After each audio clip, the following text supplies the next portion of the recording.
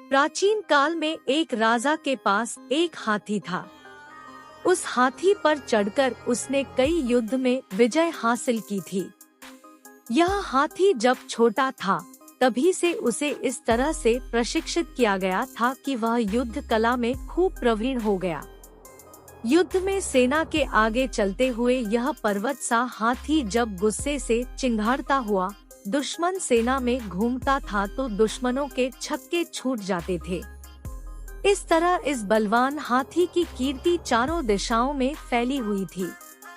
धीरे धीरे समय के साथ वृद्धावस्था की ओर बढ़ने लगा।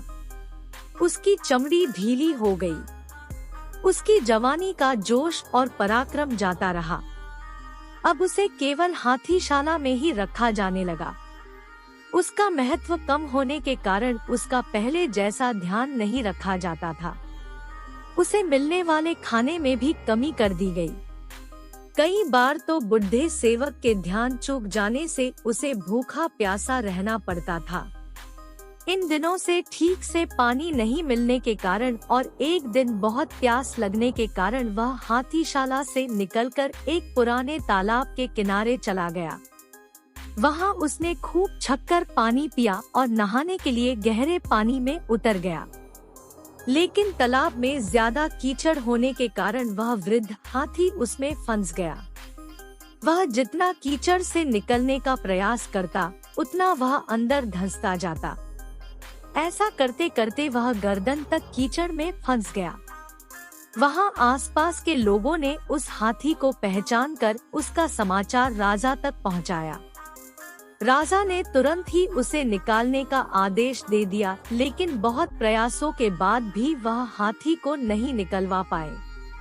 सभी उसे मौत के मुंह में जाते हुए देखने को विवश थे।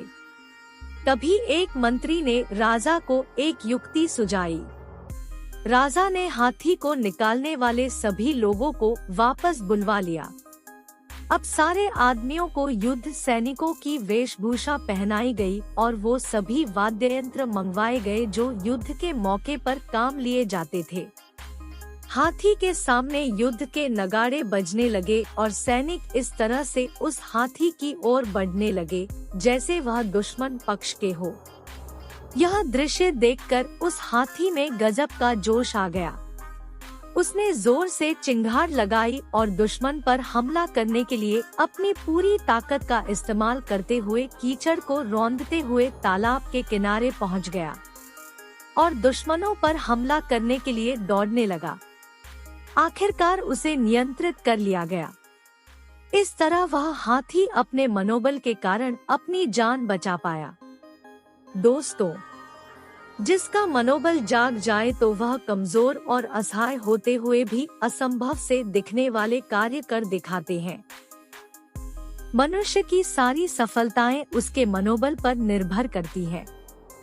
अपने प्रचंड मनोबल के दम पर वह हर लक्ष्य को प्राप्त कर सकता है। इसलिए हमें भी कभी अपना मनोबल कमजोर नहीं पड़ने देना चाहिए।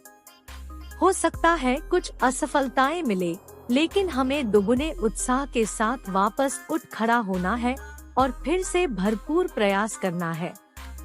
दोस्तों, कामयाबी झक मार के आएगी अपने पास। यह कहानी आपको कैसी लगी हमें कमेंट के माध्यम से जरूर बताएं और इस चैनल को लाइक और सब्सक्राइब करें। याद रखें, जो प्राप्त है वही पर्याप्त है। जय हिंद, वंदे मातरम।